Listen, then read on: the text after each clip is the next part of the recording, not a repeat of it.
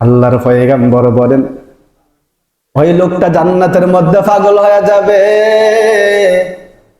আরে আমার ধনী বন্ধু লোকটা কোথায়?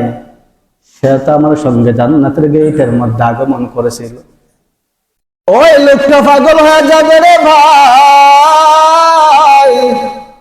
আরে আমার বন্ধু কোথায়? জান্নাতের গেটের মধ্যে সাক্ষাৎ হয়েছিল।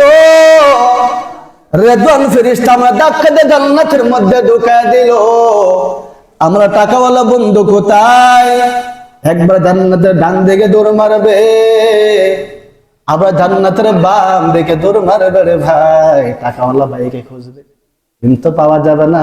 রাহমাতুল লিল আলামিন বলেন 50,000 বছর পর এই ধরে লোকটা জান্নাতের মধ্যে ঢুকবে। জোরে কন্যা সুবহানাল্লাহ। বলবে রে টাকাওয়ালা ভাই, ও বন্ধু তুমি এতদিন কোথায় ছিলে? তুমি তো আমার সঙ্গে জান্নাতের গেটের মধ্যে এসে দাঁড়াইছিলে। বলবে রে গরিব বন্ধু, মালিক আমারে বাঁচাইছে রে ভাই। যেমন করে আমরা আটকা ধরছিল নাফরমানতি হিসাব দিয়ে যা, আমার দেহতে ঘাম ঝরতে শুরু করলো। আমার হাঁটু পর্যন্ত ঘাম হয়ে যায়। আমি চিন্তায় ঘামতে ঘামতে রে ভাই বুক পর্যন্ত আমার ঘাম হয়ে যায়। বলছে মালিক আজকে কোনো উপায় নাই। তাকায় দেখি ডানে আমার কেউ নাই, তাকায় দেখি বামে আমার কেউ নেই। আরে গরিব বন্ধু, কত যে মালের কাছে কান্নাকাটি করলাম, কেমনে জীবনে হিসাব গুলো মিলাইব। অতঃপর আল্লাহর দয়া হইলে হিসাব মিলাইতে মিলাইতে কোন রকম আল্লাহ দয়া জিম্মা দ্বারা আমার জান্নাতের মধ্যে ঢুকায় দিছে। আর জোরে কন্যা সুবহানাল্লাহ। বলেন ভাই আপনার আমার অবস্থা হলে কি অবস্থা রইব? বলেন কি অবস্থা হইব? কিরে ভাই তুই তো আমার সঙ্গে জান্নাত আসছিলি, তোর এত দেরি কেন ভাই রে? প্রথমে গাম ধর শুরু হয়েছে, হিসাব দেওয়া শুরু করলাম। কি হিসাব দিয়ে হিসাব দিয়ে এমনা ধরে ফেরেশতা, হিসাব দিয়ে হেমনা ধরে, হিসাব দিয়ে এমনা ধরে। গাম পড়তে পড়তে পড়তে একটা মুসিবত হয়ে দেখেন আপনি কি গাম জোরা জোরা মুসিবত হয়ে দেখে কি গাম যে আপনারা ধরে ভাই। তো কথাগুলো তিতা হলো, কথাগুলো আসলে সত্য। হারাম টাকা দেয়া ভাই বক্ষণ করলে আপনি সংসারে শান্তি হবেন। দেখেন আজকে আমরা কি করি।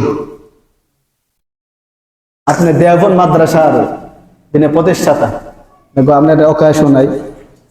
উনি একটা মাদ্রাসাটা রুম করবে, রুম করতে গেলে লাউ গাছ ছিল ওইখানে।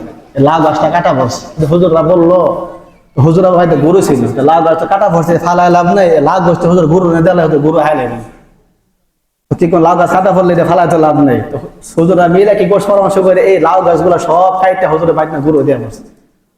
হুজুর ধর বাইক দিয়ে গরু লাউ গাছ করতে গেলে বলতেছে বলতেছে মাথাতে হুজুর ফালাইছে। উনি গিয়ে এমন জায়গা রাখছে, আপনারা কোন সাহসে মাদ্রাসার গাছ আমার বাড়িতে ফালাই হুজুর? তো লাউ গাছ কোনো কাজে আসবে না, যে আছে বড় বড় গাছ হইতো, ঢালা হইতো, রুম হইতো লাগতাম, চিন্তা কোনো ফালাই লাগতাম, গরু হাওয়াই না। এই গাছ তো মাদ্রাসার, এই গাছ কেনাও বাড়িতে ফালাইলা। তারা তোর অফিসে বসো, পয়সা তোমরা দাম নির্ধারণ করো, যত টাকা দাম তোমরা বলবো ওই টাকা আমি দেওয়া দেবো। কন্যা সুবহানাল্লাহ। আমি হাসরের দিন এই লাউ গাছ দিতে পারবো না। আমি তো মাদ্রাসার প্রতিষ্ঠাতা, কিন্তু লাউ গাছ তো মাদ্রাসা আমার দিই না যে তুমি বাইতে মোতামসা তুমি হাইলে। হুজুরের সঙ্গে সঙ্গে অফিসে বসে সবাই ডাকায়া বলছে আপনারা যা মূল্য দেবেন সেই মূল্য আমি দিয়ে দেবো। হুজুর বলছে হুজুর টাকা লাগবে না, কি করবে এই আপনি কি বলতেছে? তো না, সাবধান, এই লাউ গাছ আমার পক্ষে নেওয়া সম্ভব না। আমাকে জবাব দিতে হবে হাসরের ময়দানে। হুজুরা নির্ধারণ করলো, টাকা দিয়ে দিস। আজকে একটা কথা শুনেন, আমি বলতেছি কষ্ট নিয়েন না। যে আমার এক ভাই বললো যে হুজুর পূজা বন কিনছিলাম, বন ফাতের মতো বন পূজা হয়ে গেছে। কন্যা না হচ্ছে গরু নেওয়া হয়নি, আমি নাম বলছি না ওনার। এই যে আপনি গরু নিয়ে বন দেখা হয়নি, কার বন দিয়ে আপনি হয়? এই বিচারটা অনেক সময় আসে, বন কিনছে দুইখানে বন গিয়ে হাত পেতে বন বিচারে হয় কারণ লেগে গেছে। আপনি যে বনগুলো না বইলে আপনি গরু নিয়ে খাওয়াইলেন, ফোন আপনি এগুলো দুধ খাইলে, আর এই দুধ খাইতে আপনি সারাদিন সাজদা দিয়ে কাম দেন, কবুল আল্লাহর কাছে। হাদিস মধ্যে কি বলে, কি বলছে? যদি 1 দিরহাম আপনার মধ্যে হারাম থাকে আপনার নামাজ কবুল হবে না। এই কষ্ট নিয়ে কথা বলো, আমাদের বলার দরকার।